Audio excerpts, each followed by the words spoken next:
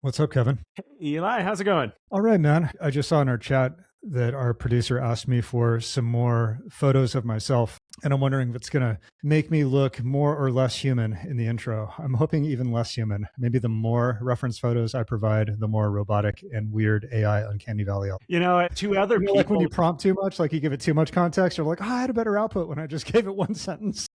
that's actually a great takeaway right there. I had this conversation with an executive yesterday that you really get in trouble quickly when you overprompt, when you try and be super prescriptive and say, I want 1, 2, 3, and 4. And the LLM, which has like Ogilvy and McKinsey and everything else built into its hive brain, is like, yeah, okay, that's what you want. I'll give it to you. But you generally get better results by just backing off a little bit, making sure you have like all the right pieces of context and then letting it do its thing. That's what it's for. It's super trippy. I had this exact experience yesterday building a gem in Gemini, and I turned on the dictation and did a long rambling, like, these are all the things I want in the instructions. I said, well, let me ask Gemini how it feels about these instructions before I create the gem. And it said, let me give you something better. And I swear it cut like 70% out of what I said. And I wondered, why is some of the important context lost? And so I tried 2 different gems, and its version was better. It was just giving me better output as it cleaned it all up. It's super weird. So I hate to jump in with the practical here because we've got a bunch of fun stuff to talk about. We have nothing but time, Kevin. I got all day for you. All day for you. Yeah, go for it. I have to give the nod to this client who had discovered something that I hadn't become aware of, which is the linkage between Google Gemini and NotebookLM. Have you linked into this yet? Explain a little bit more, because I've been deep in the NotebookLM weeds lately, and I got stuff for you too. So go for it. Okay, great. So I'm still very frustrated by the Google universe, by the way. Just working with it on a workspace level versus an individual account level is such a different deal. Everybody has become, not everybody, but most people have their first LLM exposure to ChatGPT. And the memory function of ChatGPT is quite good, and it learns about you and such. And that's the same is true about Gemini right up until you use a paid account. And as soon as you use a paid account, it just nerfs its memory because of security issues. So when you're creating a chat, you basically have to recreate that context. And what we've been telling people to do is to build gems based on their company identity and their individual identity, and then they operate within that gem. So for those who don't know, a gem is like a custom GPT within Gemini. Or a Claude project. Or a Claude project. You can give it custom instructions and you can give it documents, but because the system won't remember you, you need to have these context documents that are inside the gem and that are creating guidance for you. Okay, so that's been really frustrating to walk people through because it's not at all intuitive, and it's not like the loss of memory over time. The loss of memory over time. And yeah, once you close that chat, you basically lose that memory of the chat. And right, you can't spin up another thread in that same gem and have it pick up where it left off. No, and you can't just go into the normal chat interface and assume that it knows anything about anything, because it won't. You can use Google Drive documents, which can be more dynamic, but you can only put 10 in. Now, at the moment, that'll probably change over time. And those documents can be really huge. So we were telling people, hey, you want to create a Google Doc that has all of the information about your brand and what you do and et cetera, and then have your team add those files to your gem, and then have them add information about themselves and the things that they like and how they like to communicate. We've talked about this before, but even doing an oral interview with yourself of like, this is the way I like to communicate, this is what I do, et cetera, et cetera. That's all great, but you have to actually build that structure. The unlock is that NotebookLM is now includable as sources in gems. So this wasn't a thing 2 weeks ago. This stuff moves really fast. But you can create a NotebookLM that's huge. NotebookLM can have 300 plus documents in it that has a whole bunch of stuff going in. And you can create one for your brand. You can create one for your sales messaging. You can create one for, proposals, whatever it is. And then you can create gems that call on that big data supply to do specific things. And there's this argument now that I think isn't settled of, if NotebookLM is so great at this stuff, why do you use gems at all? And I have an answer for that. Do you? I don't have an answer for that. I didn't even know about this update. Well, let me start with this. My first question to you is, when I'm in NotebookLM, and for people who don't know, NotebookLM, you can put a massive amount of context, all sorts of documents. You can paste information in, you can upload files, and then you can have various outputs, right? You can either have a chat about all of the context inside that notebook, or you can say, now give me a presentation. Now make me a podcast. Now give me an infographic, whatever it is, right? But inside of that, you can checkbox all those different reference files either on or off, depending on the output that you want. So when you're calling that notebook from Gemini, can you do the same thing? That is an interesting test. Or is it going for the whole kit and caboodle, which could be a gazillion different things, right? So the answer is, I don't know, but I'm pretty sure the answer is it's going to be the whole kit and caboodle. It's going to be the whole thing. Which means that you need to think a little bit about your NotebookLM strategy.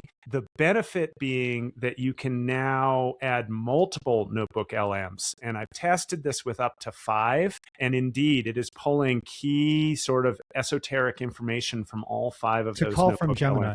To call from Gemini or from a gem. So you can add them as the gem resource. Okay.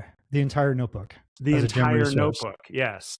So, but you're right, this is going to require more curation. Because it circles right back to what we talked about in the beginning here, right? Is how much context is too much context without letting it do its voodoo that it does so well, right? Like, how, where is that tipping point? With 1 million tokens of context, there's a lot that you can put in there. Yeah. But getting more regimented about what are the LMs that we use. And internally, we have an LM that's dedicated to training.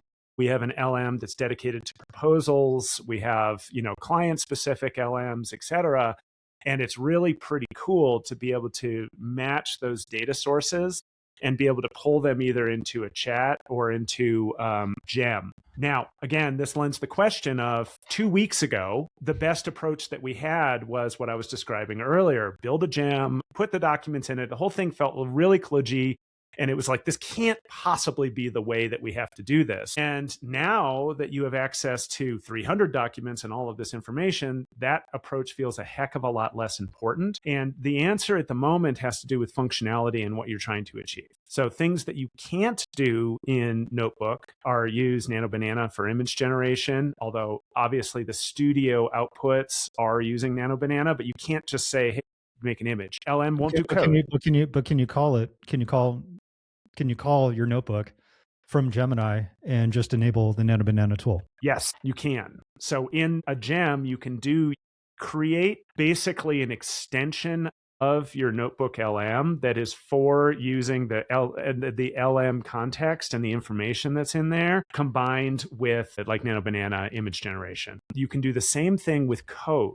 So another thing LM doesn't do is code output. So if you have a need to output code that's tied to a specific project, I suspect what you're going to see people start doing is actually loading up NotebookLM with code bases such that they can interact with it that way really cost effectively versus OpenAI's Codex or Claude Code or whatever you're using. So that wouldn't be me necessarily, but I could see that. So yeah, there are things that you can still do in gems that you can't really do in Notebook.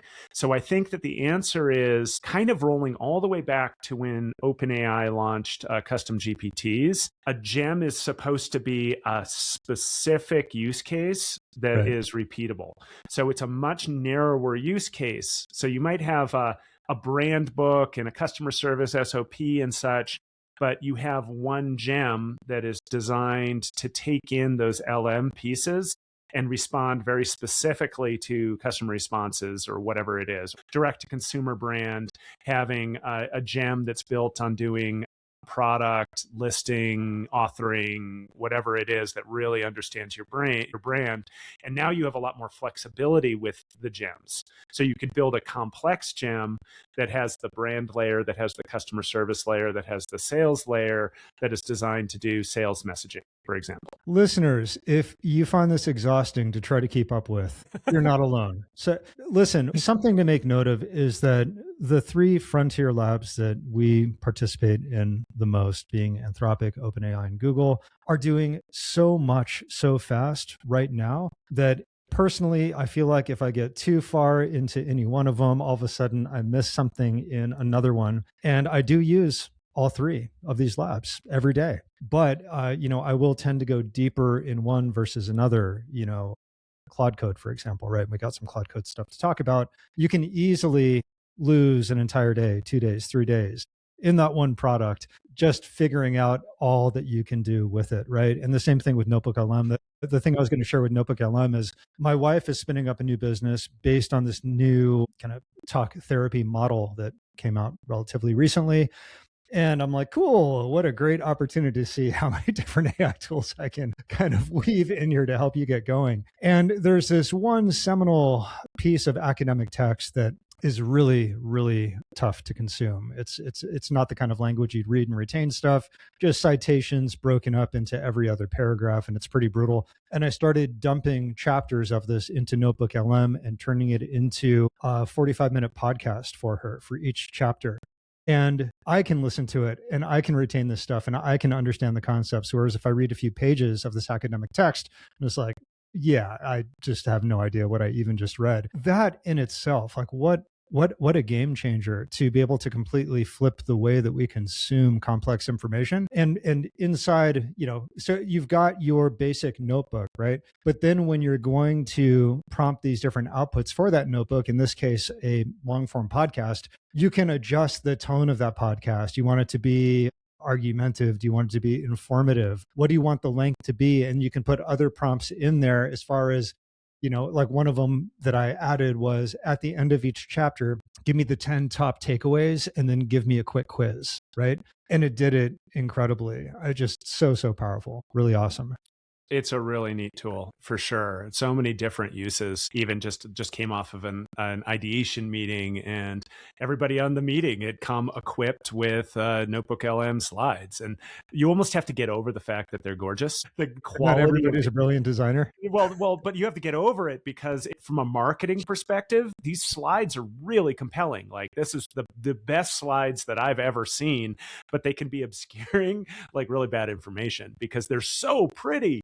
But are they actually telling the story you want it to tell? And I won't get over the fact that from a presentation perspective, there's no way to edit your slides yet. I know that they're going to fix this, but right now you have to jump through. Didn't you find some little PowerPoint plugin? Did that not end up working well? Yeah, we use a tool called Codia, Codia.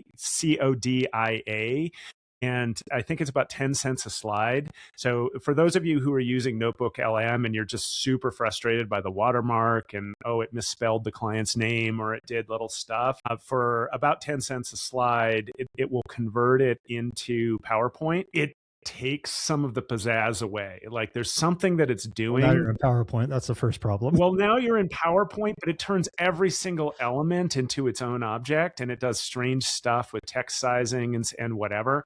It's still much better than nothing, but I just can't imagine that this is going to persist. Like, how is there not a Google Slides plugin to make all this stuff happen automatically such that you can edit it? So again, that no relation with that platform, but that's just what I'm using. And it works, sort of air quotes, it works, but you will be frustrated. So what I often do is I play output roulette with it. So when I get to a prompt that I feel is getting almost client ready, I'll run it 4 times.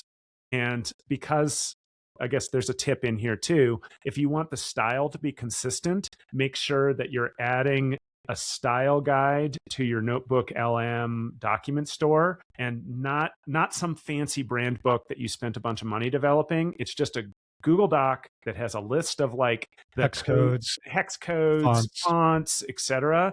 And then you just refer to it, and it does a pretty good job of adhering to it. It doesn't like logos for whatever reason, but if you use the same style guide, I noticed that too. It'll like just play games with your logos. So I usually in my prompt will say don't include a logo and do reference the style guide. But then I'll run it 4 times. Draining small lakes in the Midwest. I'm sorry world, I really am. This will get better. But then being able to mix and match from the individual slides, like what's the best of, because it will follow the same pattern of whatever the story arc was, because it's good at that. And in set 4, you can just grab slide 7 and drop it in. So more and more, I'm getting away with that approach versus trying to edit stuff. When you said the draining the lakes thing, this video popped into my head that's been going around. You had to have seen this. It was like, I think I saw on TikTok or Reels or something. And it's this guy in his backyard and he yells out, "Hey, Google, why are tomatoes red?" And then it's him again in the backyard and he starts to answer, but then he jumps in front of himself with 2 bottles of water. And that's Gemini just pouring out the water. "Let me tell you about all the different ways of chemistry that a tomato." And it's like, "No, I just wanted," and it's just pouring the water out. For the record, the data around water consumption, because this comes up every time I speak and it makes me feel terrible. I hear about it all the time. It was the Empire of AI book, and there is a stat in there about water consumption that is frankly wrong. That does not make this an environmentally The multiplier was off by an order of magnitude, I think. Yes, it was off by an order of magnitude. So, I mean, there are plenty of issues with this, but like it is not quite as dire as the media has led people to believe. Again, not great, but not quite that bad. Caveat over. I want to ask you about, this new development with NotebookLM. I imagine you're probably going to be using it even more now, and I think I will too. And you talked about a custom GPT or a gem or a project for being these very narrow use cases that are repeatable. Do you see most of those starting to go away for you? Because I find myself having less of those and more of the deeper thinking projects, right, that require more sophisticated output. Oh, it's such a good question. Because I think where we're heading is giant spaghetti bowls of data that have windows into the right pieces, and to a large degree, trusting the models to make sense out of it. And with these huge context limits that like Google has, a million tokens plus, like it's much more plausible. I like operationalizing GPTs, and I find them easier to operationalize than other things. This is the tool that you use to do this. And particularly if you're dealing with sort of younger or less experienced staff, it's just easier to have. And then sharing those tools too, right? And then sharing them. But I will admit, I do have my GPT panel up on another screen here, and there are like 10 or 15 custom GPTs that are there, that most of them were super forlorn. I did open one that I built to help me manage my accounting platform, which is an SMB platform called Zero. And I opened it and it was set to GPT 4.0, which was so long ago, and I haven't done any care feeding of it. That's so funny, like a little Zero assistant. Well, it's my claim to fame. I haven't checked in a minute, but the last time I looked, it had about 6,000 uses because I put it into the public store like right after custom GPTs were launched. In any case, it's not great. It's not great. It hasn't been updated. This isn't the way I would do it. I would actually do it as a Zero skill. So we haven't talked about skills here, and it's a little bit of a rabbit hole, but be aware that increasingly OpenAI and Anthropic specifically allow you to develop skills for repeatable tasks. And skills for repeatable tasks are like this little bucket or a little box of the things that it needs to understand a certain platform or a certain approach. And it actually can be like a sales process too, or how do we communicate with clients? But I tend to use it for more technical things where I'm trying to really encapsulate the best of information about how to use like a vibe coding platform like Lovable. I have one for Lovable, and it's more up to date than the training of the models. So instead of the model like going out and searching itself and its identity in the internet, whatever, to come up with how you do something in Lovable, it goes straight to the skill, which saves on tokens, which saves on water, which allows you to get closer to the result faster. And that has much higher utility to me than having, as somebody who's doing really dynamic things, right? Than having like a GPT that's trying to advise me on Lovable. Right. Yeah. Yeah. So what other skills are you using? Where are you using skills where you wouldn't be using one of these other custom tools or a notebook? I mean, you can correct me if I'm wrong, by the way, or if my gut is wrong. I have them set up for all of the vibe coding tools. So in my rotation right now is Claude Code, Lovable, Replit. I also have one that's configured for N8N, our favorite workflow tool, Zero, the accounting platform, HubSpot, etc. So a lot. basically. I'm using a lot of different skills, and it's, that will probably go away too at some point. But for the moment, they're just dynamic too. And I love the fact that, again, we're non-technical here, but you can take a skill and you can call it into Claude Code, which is really pretty cool. So if you want Claude Code to understand Lovable in a way that the Anthropic training set won't understand Lovable, you use a skill such that it can access it. And now it understands better how the dots are going to be connected between your deterministic backend flow and whatever cool thing you're building with Claude Code. Yeah. Back to the point of it's all moving very, very quickly. It is.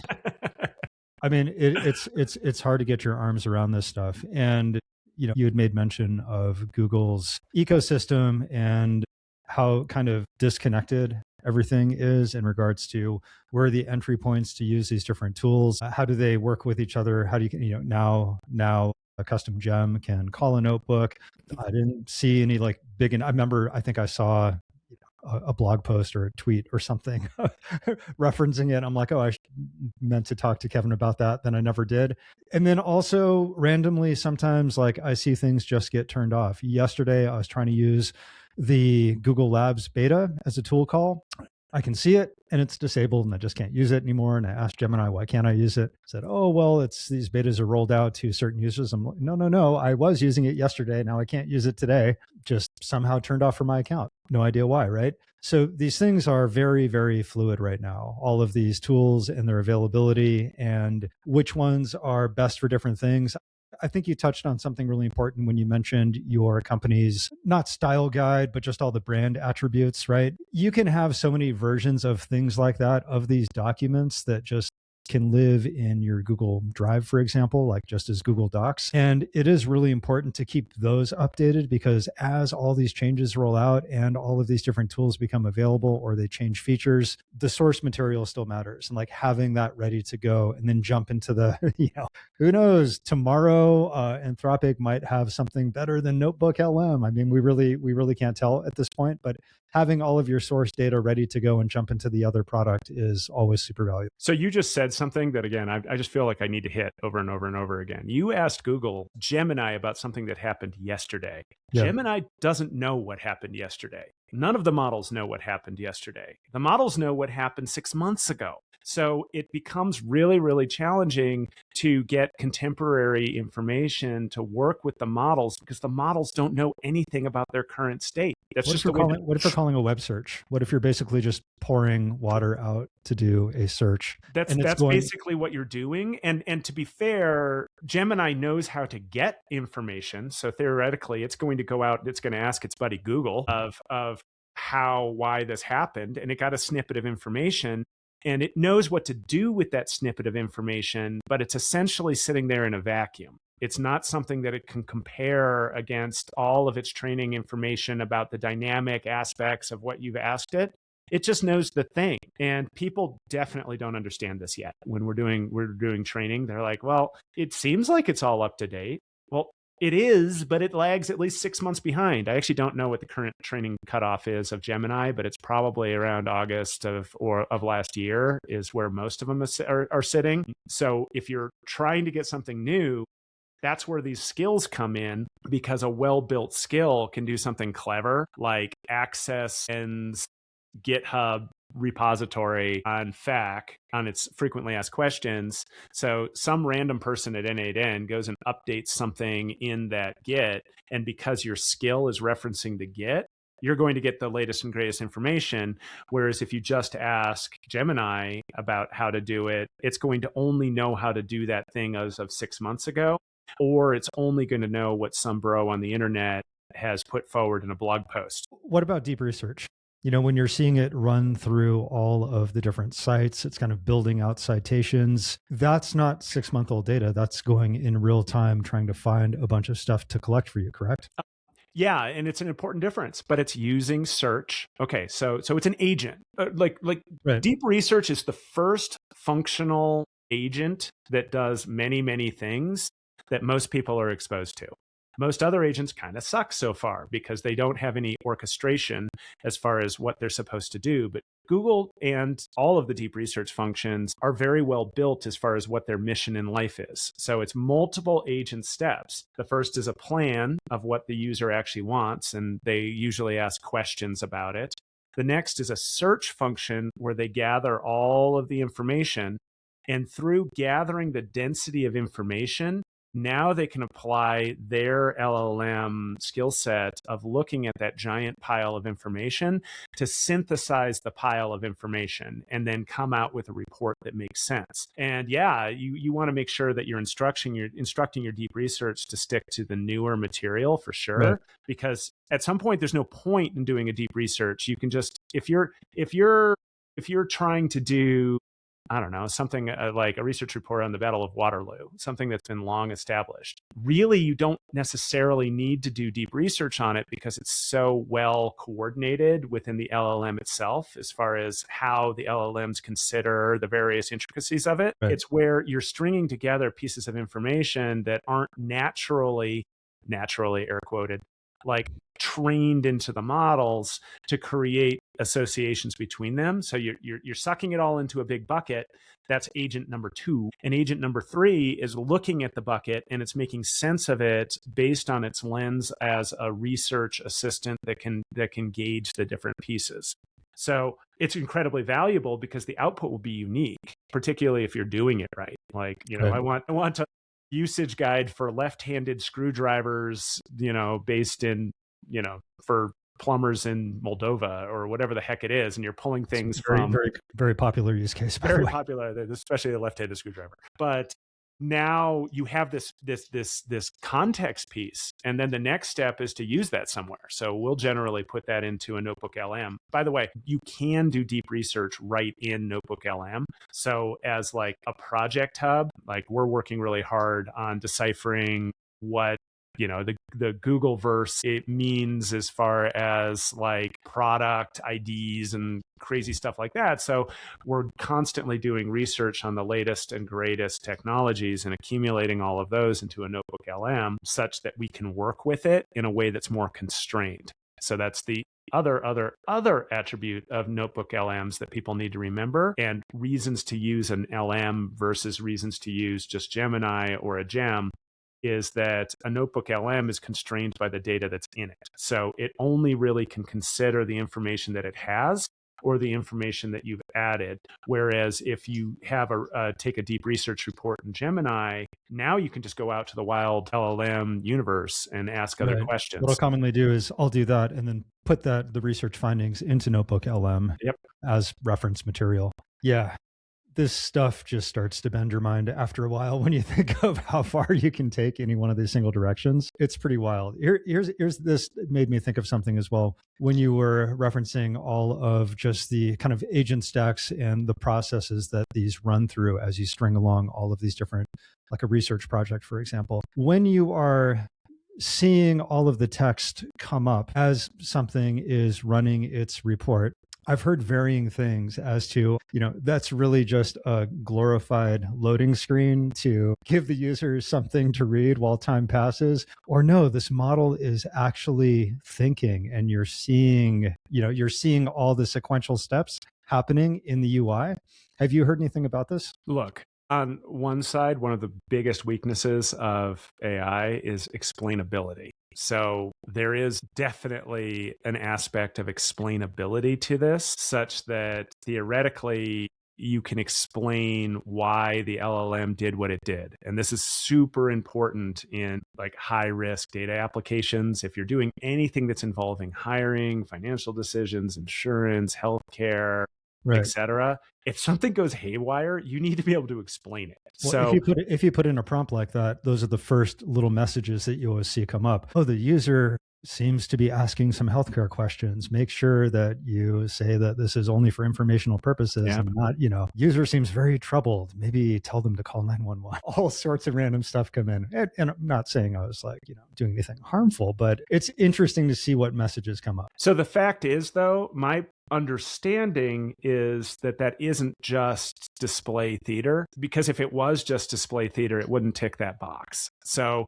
It is these sequential prompts and actions that are declarative of what the LLM is doing at that moment. And does it have to do it that way? Actually, I don't think it does. But being more, they call it, inference oriented and moving process-wise through things, I believe it does give it better results. And parts of this tie in with what we were talking about previously about like the Anthropic constitution and what all of this means, because now you're leaving more than breadcrumbs behind you. You're leaving like a brick road behind you of like everything you're doing. And it's not just a series of magic outputs. And the LLM is going to be using that process for how to work with you in the future as well. Yeah, I thought that would be so cool to actually see that with people, as you're talking to them. Like, what are those little things going on in their head as you're having these conversations? So I actually took all of our transcripts and I put them into a model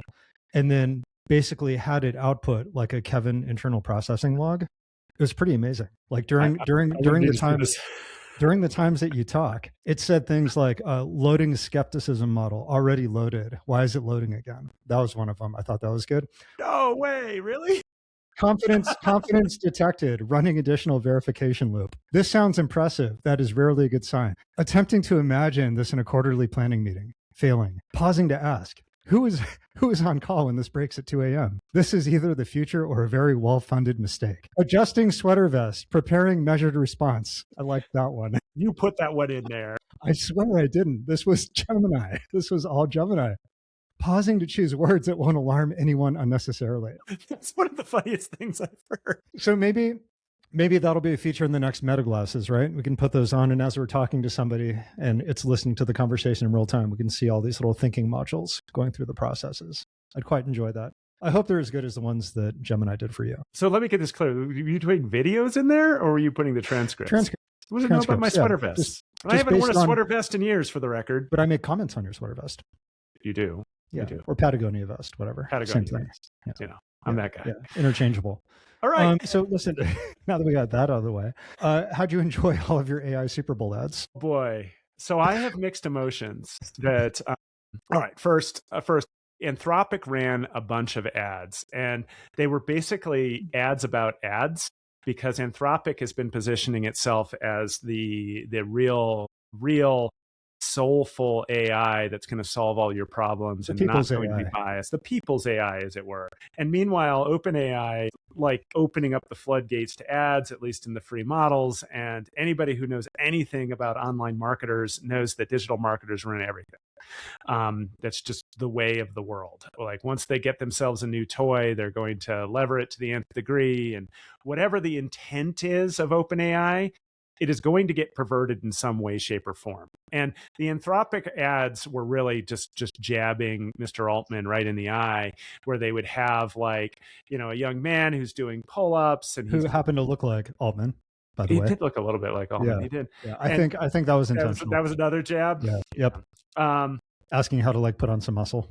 Yeah. Asking how to put on some muscle, and this trainer appears, and they did a really good job in casting, because current generation GPT does have a very strange pedantic vibe to it. It's like this sycophantic, it's not as bad as it was. It's not as sticky, but it's very formulaic. It's still sycophantic though. Yeah. It still is. Yeah. And this giant gym trainer appears and is giving good advice to the person, and then interjects with try muscle milk, or it was like an insole or something that added a foot. It was an insole to make him taller, which I think make him taller. Yet another jab. Yeah. And it was brilliant. It was brilliant advertising in that you could see the user just melt. Like the acting was really good. I mean, what do I care about commercial acting?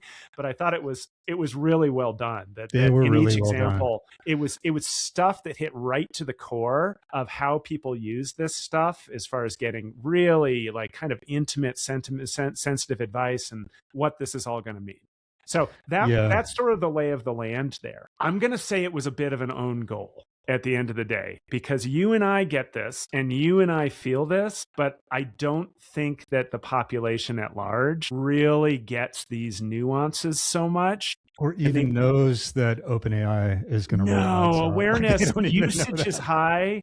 It's like the Awareness joke is in the joke in the joke that nobody got. I mean, they spent, yeah, exactly. Like Yeah. 4 people in the know. This was like really hilarious and like pointed, and it's not wrong. Like this is all gonna, as I said a second ago, it's gonna get perverted. But if you're like a random person and you haven't used many of these tools, this just convinced you that this was just yet another like fraud being perpetrated on Americans to like pull their attention into yet another platform.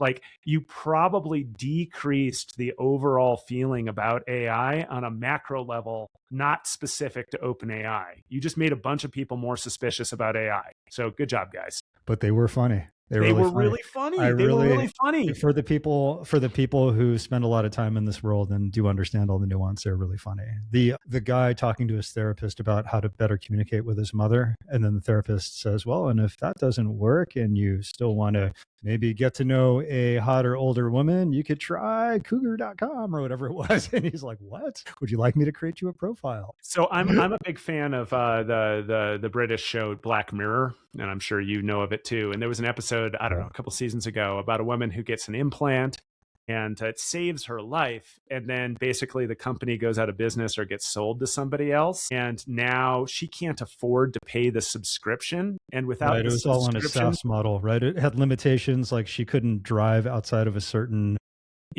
geography. And there are all of these different updates that were different tiers on the price plan. And yeah. But she was a teacher, and basically it was an ad-supported model. And just out of nowhere, she'd start spouting about like Lipton iced tea or whatever the product was. Right. And obviously it ruined her life, because that's the way everything in Black Mirror ends. Right. But boy, talk about it's a very cheery show. It was feeling really good after I think watched that it. Was even before LLMs, that particular episode. So it's prescient in a ton of ways, that when you add ads to these ecosystems, like the point here is that there's a level of intimacy and trust that isn't available on Google. And I actually think that Google itself is keenly aware of this. And I'm very interested to see what direction it goes. On the one hand, it feels like OpenAI just gave Google a free pass to like start running ads. And Google does, I would say in most consumer perception, Google does nothing better than running ads. The pushback that I feel like I'm like 20, 30% on the pushback on this, because Google's an ad machine. Google knows how to do ads better than anybody else. Google's going to ad. That's what Google's going to do. Is the picture here is way bigger than ads. Yeah, the global ad business for Google is $200 billion. But when you start looking at this broader market opportunity as far as LLMs for productivity and integrated into everything, you're into the trillions of dollars annually. So if Google decides just to wash its hands of the ad model in favor of leaning into a really trustworthy large language model, that might be a really smart market decision to make. Because I wouldn't advise anybody to use OpenAI in the free model once it starts spouting ads, because there's just no way that that's not going to get abused. Yeah, I mean, going back, that is Google is synonymous with ads. You know, you kind of have like the duopoly of Google and Meta for advertising online, and you're going to use one or the other, most likely both. If you are especially some of these smaller brands, right? These D2C brands, you have a Shopify site, you're probably in both ecosystems. And I agree. This is a bit tabula rasa. This whole platform, you could go a completely different direction. And it does feel like they were just handed a bit of a hall pass with this by putting ads in. Also to mention, the ads are predicted to be really expensive. I don't know if you saw any of the preliminary pricing. It's insane. Wow. Yeah. So to give people some context, they're talking about a $60 CPM average, right? CPM is like a cost for 1,000 impressions. And, you know, so if you go to like, you know, LinkedIn, people are like, oh, LinkedIn is super, super expensive. That, you know, it's around $30, $40 per CPM. YouTube is around 20, Meta's around $8, TikTok's $5, Google display ads are like $2. So, you know, we're talking a lot of money, and the rationale behind that is that they're saying that intent is super, super high. If somebody is having a conversation about something inside of one of these chats, and then all of a sudden they're served a link where they can directly buy from there, you know, there's also a lot of speculation as to it being a totally different experience than seeing a blue link in Google search results. You would just purchase it right there inside of the chat. All the hooks would be established, right? Also really big deal. It's no longer like, did somebody now come to my website and did they put it in the cart and did I get a conversion? It's like, no, you're just converting right inside of the chat. So that's the argument for that really high CPM. Okay. All right. So we call that a 0-click engagement. This is my old marketing chops coming in. So like when you toss up an ad, you want somebody to click on it such that something happens. And if you're moving to a 0-click environment, then the ad unit is no longer pushing you to the website unless there's some reason to push you to the website. It's just pushing you to that transaction. And that changes the compact between the ad networks like Google or now OpenAI out there and the brands that they're serving, because how the heck does a brand like optimize on consumer experience if the consumer never even makes it to their environment? They're beholden to the black box that is Google or that is OpenAI, that is Anthropic to serve up the right stuff at the right time. And because it's not 10 blue links, so that's what, traditionally Google would put up these 10 paid links. It's going to be like one or two options. So that's what everybody is clamoring for right now. And we're doing a lot of work in that respect of trying to help brands develop the right traction points around like getting the data out there. It just changes the dynamic of how advertising has always worked. And it's a little hard for me to play out whether that actually makes sense for brands or not. Well, I mean, it's really early to even understand, is that going to work? Is that behavior going to stick? Because if you think about how it works right now, if you click on one of those blue links, very often one of them, if not more than one, is an Amazon link. And now you're in this massive ecosystem where you're comparison shopping, you're looking at suggested products. I feel like e-commerce has taken this direction where it's very rarely one and done. A great example is that myself and most people I know would prefer to buy something through their Prime account because they know the shipping is going to be free. And if they don't get what they expected, they can easily just go to Whole Foods and drop it off and get their money back, right? Which isn't quite as seamless with a lot of the D2C purchases. So from like Shopify sites. I think what you just said is actually really telling, because you know who doesn't allow OpenAI or Gemini access to their catalog? Amazon. Yeah. Because, I mean, Amazon, love them or hate them, they are wicked smart. Yep. And they are clearly making a bet that it is a better consumer experience for their people and for both, remember, there are two types of Amazon customers. There are us buying weird widgets on Amazon. And then in large respect, there are the people selling those widgets that are on the other side. Those are both customers. Right. So Amazon is blocking the access to the rest of these protocols that Shopify is opening its floodgates to. So Shopify is, the biggest e-commerce platform out there. They're all in. Yeah. They're all in on this.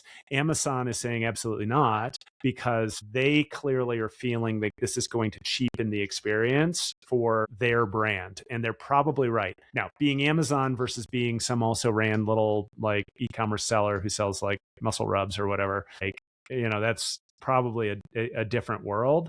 And most of those guys are also selling on Amazon, by the way. Well, yeah, most of them are selling on Amazon too. But anybody who's selling anything online right now, and by the way, selling online doesn't mean just selling a widget. It means there's some sort of a transaction happening. That could be, you're a dentist and you have an appointment setting tool. You're a property management group and somebody books a property. Like you're an event coordinator and you're selling tickets. Yeah, you're an event coordinator. Yeah. And often there's money that's involved, but not always. So you need to take a breath and look at what's going on here and imagine what your business looks like in a 0-click environment. Like, what role are you playing and what does that do to you? And for some, it could be amazing. It could be absolutely amazing that great, I basically have no website and I've somehow won the LLM game and now I just dominate my particular vertical forever, or at least for the next little bit. But we're slowly, and we, meaning again, recovering digital marketer, we're slowly losing the tools that we've had to have granular control over how our brand appears and where, and ownership of the customer. And I deliberately just slowed down because I'm thinking through it, as your bot would say. Is he dubious? I don't know. Wait, do you want me to pull up some more of the No, please context? don't. Just Please one don't. more. Oh, That's here's one. horrifying. Safety mode enabled. Enthusiasm Mode capped enabled, at yes. 3 out of 10. This is a safety mode for sure. But if you're advertising on Meta, there's like different fields of talk, but Meta wants you to basically use their AI engine to build ads, and it's then going to optimize them for you. And okay, but there's a reason that I want to do the things that I want to do with my brand. And abdicating that, maybe it's okay if you don't have a clear brand vision, but losing control of your customer that way, I think is going to be a mistake for pretty much any brand in the long term. Winners will gloat because they will be big winners, and losers are going to really, really have trouble being surfaced in the future. So I'm so curious, Kevin, about how much of this is going to stick and how much of it is just a test, right? Like, is there going to be some blowback if all of a sudden, these mega companies are trying to shepherd consumers in one direction and they just don't bite, right? And they're no, actually, we liked just doing it this other way. We're not going to buy directly inside of this chat. It's really a bit of the Wild West in that regard. Just like how I said, most people I know, myself included, would rather just go to Amazon, love them or hate them, just because it's such an easy experience. And if things go sideways, it's easy to turn that around, right? It's easy to just pack that up, send it back, and you're done. And I think it's worth mentioning too that, Amazon has its own intelligence layer on top of its marketplace as well. Do you use that often, the Rufus? Yeah. I think it's very basic. I think it's clever in that it's focusing the user's attention, but not excessive. Nor am I a big shopper, by the way. So it's like You said you're not, or you are a big shopper? I'm not at all. Okay. I don't get really any pleasure from shopping. So Same. there's this as a user behavior aspect too. And there's a reason that brands maintain flagship stores. Brand building exercise, but it's also a tactile piece of leisure for lots of people. Whether it should be or not is kind of sort of a different societal question, but people like to shop. And if you take the shopping experience away from them, like, now you're just down to the transactional. Like, I need whatever plumbing thing that I need, get it to me as fast as you humanly can for the lowest price possible. There's a lot of that. And you could argue that already happened with e-commerce, right? It took away the shopping experience of going around and looking at the windows and walking through a mall and all that stuff. And that really eroded quickly. Now people's shopping experience is sitting there staring at their phone or at their desktop. And I'm not a very big consumer either, but I think it makes it more so that when I do buy something, my over-controlled personality wants to make sure I got the best one. And so it wasn't that long ago in time that I would spend a lot of time, more than I care to admit, reading reviews and then wondering if the reviews were even real. With something like Rufus, you can just do that from a text window. Just say, hey, based on the 5,000 reviews this product has, what are the most common bad things that people experience, or what are the best things? And it'll just give you those summaries, right? So even that, like, does that take away the shopping experience? Like, I hated that part of the experience. I'm a lot more utilitarian when it comes to, I need something, I just want to find the shortest distance between these 2 points to be able to buy that thing. Whereas other people, I really think it's going to be just really a whole new territory of what do people really feel comfortable with, what do they lean into, and what do they push back on. It's an interesting time with advertising. And I'm really, really curious about how quickly it's going to change when these new things are rolled up. You brought up the Meta ads, with how Andromeda, which is their AI powered ad platform now, is rewarding AI generated creative assets, right? It's actually, those are performing much better than these organic assets where people got cameras and lights and actors and actresses and scripts and did ads, and now they're just all AI generated and they're doing much better. Is that going to be a forever thing, or is that going to change? And then all of a sudden organic media is going to be rewarded on ad platforms? No idea. So I think you answered some of the macro questions yourself in there. One is that nobody knows anything about what's going to happen. Nobody knows anything. There are a lot of known unknowns, but commodities will be further commoditized. That it is not a good time to be an also ran brand. So in Amazon world, the joke is garlic presses. It's sort of what Amazon influencers are always trying to show, like garlic presses as an example. Like, yeah, do you need one? Not really, but it's kind of nice to have. And there are like 17,000 sellers of Amazon garlic presses out there. Like, it is not a good time to be that person. because there's no real marketing opportunity to differentiate yourself. As the user, if they want it, they're going to snap it up. And anything that's like transactional like that is going to be problematic.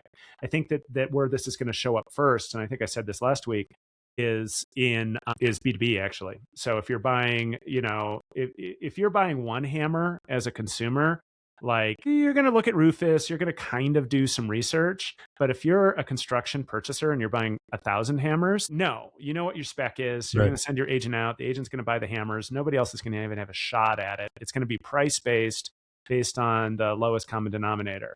And then on the other side is experiential shopping. So I don't see physical high-end retail going away anytime soon. That it is a good experience. You go into even like a Barnes and Noble, like it is a good experience. What's well, that? Who reads books? I read books, but it's a great ones? experience. Like yes, actual paper. You go into the bookstore. Yes.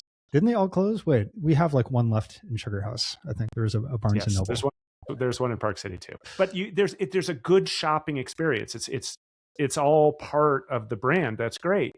I think another area would be in travel, in that, yes, it's a primary use of the LLMs to help you travel plan, but getting an itinerary is one thing. Getting a feel for travel is another. So I see my wife doing this. She's part of the pleasure of travel for her is the travel planning. She really likes it. And it is her favorite use. Awful way to spend my time, but my wife's the same way. She really likes it. She really likes it, but she really loves using AI now to hasten her exploration. But then she's happy to go off on all the rabbit holes from the links that it gives her, such that she can get a better feel for this. But when it comes to the commoditized part, like the plane ticket, like we don't really care about like hotel, rental car. Like she just wants to get the destination and the activities. That's what she cares about. Yeah. Those are the commoditized parts, whereas the experiential parts will still have a lot of value.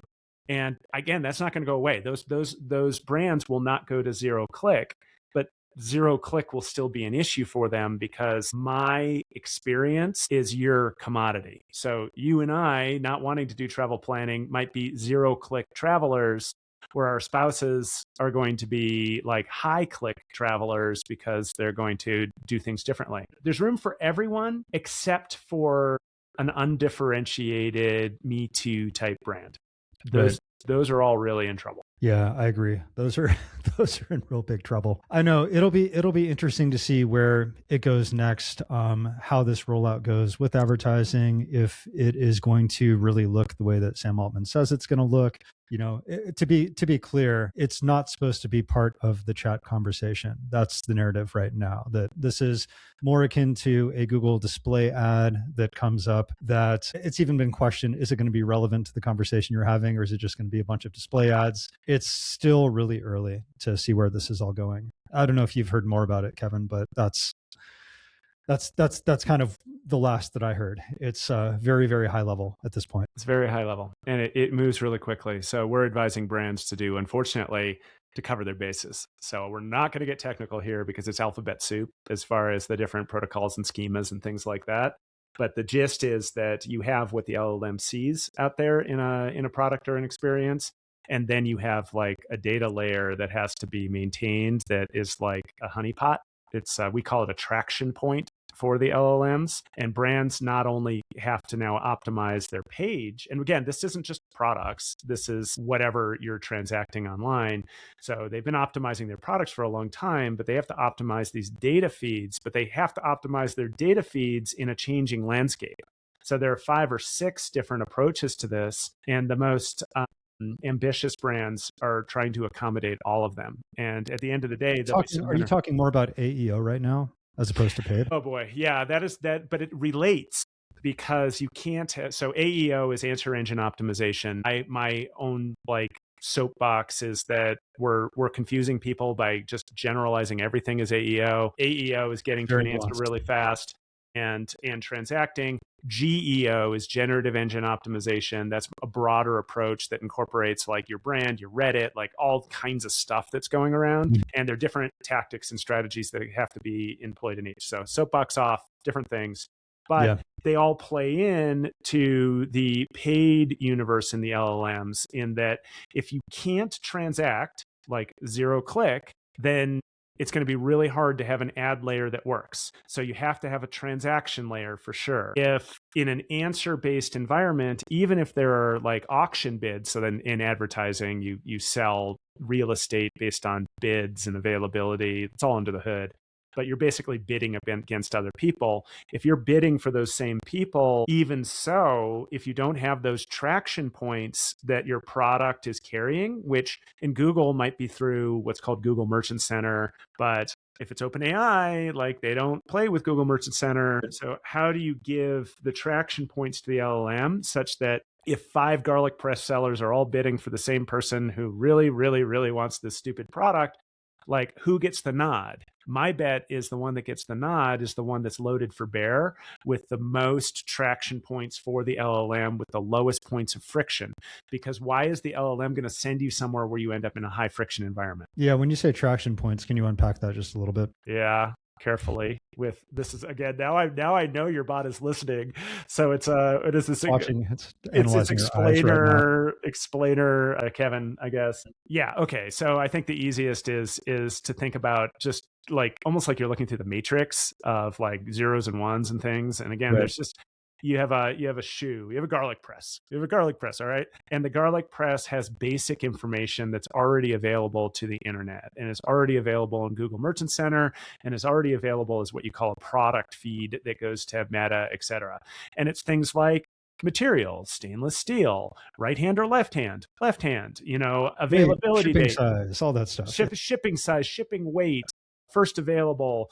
Like, if you were the Matrix, you would see all of this stuff. Then as marketers, we put stuff on the page for like features versus benefits of, keep stinky garlic off of your hands by using a garlic press might be a benefit, a benefit FAQs, versus the future, or FAQs.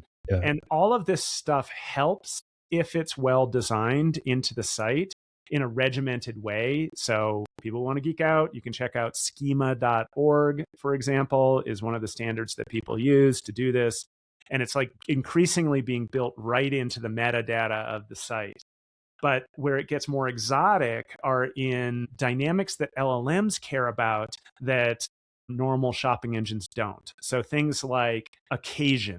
When is this? What is a good occasion for this? Is it for a birthday or whatever? Sentiment. Like, what is sentiment is this particular transaction carrying? And here's where garlic press is a bad example. I do own a garlic press, by the way. A sort of vampire, yeah. Yes, I am a vampire. And then relationship. So pretty good example, wonderful brand that we work with that does gifting, and they do get well gifts. And the occasion is obvious. It's like get well. The sentiment is like sympathy, love, whatever. And the relationship is relatively whatever. Yeah, all that mushy stuff. Well, I don't mean to say it that way, but but this is going to make sense in a second. And then the relationship is like family, close circle, friend, boss, like etc. So you're defining that. So now when you go to GPT and you say, hey, my mom crashed skiing and she's in the hospital getting surgery, what would be a great gift for her? I feel really terrible. Now you have the occasion, somebody is in surgery. You have the relationship, it's a family member. And you have the sentiment, which is love, sympathy, support, whatever it is. And that's like catnip, or at least theoretically, that's like catnip to draw the attention of the LLM. So now the trick is to figure out how to do that over 10,000 products, and what is the right sentiment that triggers the right response? Because we still don't completely understand what's happening in that black box. Completely don't.